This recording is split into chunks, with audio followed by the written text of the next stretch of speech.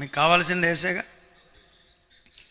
మీరు ఏ మీటింగ్ కన్నా పోండి, యేసు కొరకు పోండి. స్తోత్రం, హల్లెలూయా.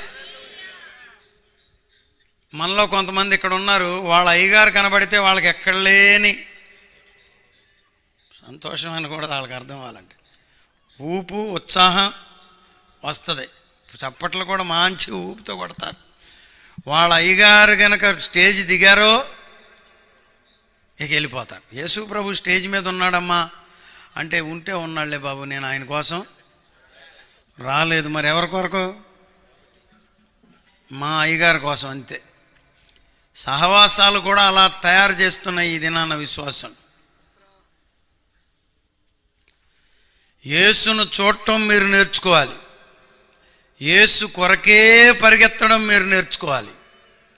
యేసు లేని సహవాసం నాకు అక్కరలేదని చెప్పడం మనం నేర్చుకోవాలి.